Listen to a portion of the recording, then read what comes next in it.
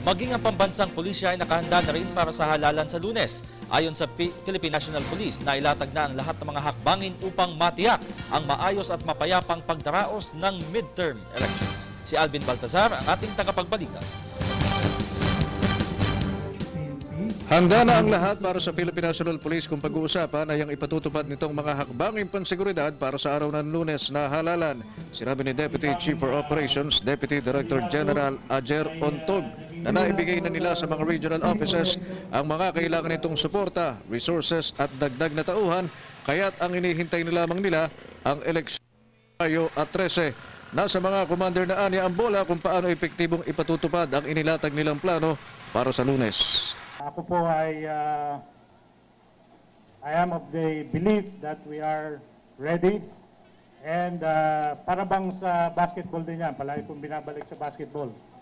Kahit na gano'ng kagaling ng coach, ang paglalaro ay nasa mga players. Samantala, inihayag ng Task Force SAFE 2013 na 6 na lugar ang kanilang tinututukan dito sa Metro Manila dahil sa matinding tensyon sa pagitan ng magkakatunggaling kandidato o intense political rivalry. Bagamat tumangging banggitin ng 6, una nang nasaksiyan ng publiko ang palitan ng maangang na salita ng mga naglalaban ng politiko sa area ng Maynila, Taguig at Caloocan. Actually, dito sa Manila, meron lang 6 na lugar na tinitingnan ng PNP.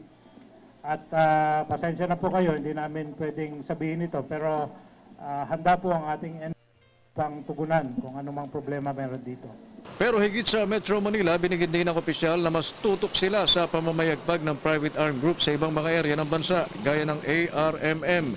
Batay sa tala ng PNP, bukod sa 41 active PAGs, mayroon pa kasing 116 na potential PAGs na posibleng magamit sa araw mismo ng eleksyon. Para sa Telebisyon ng Bayan, Alvin Baltazar.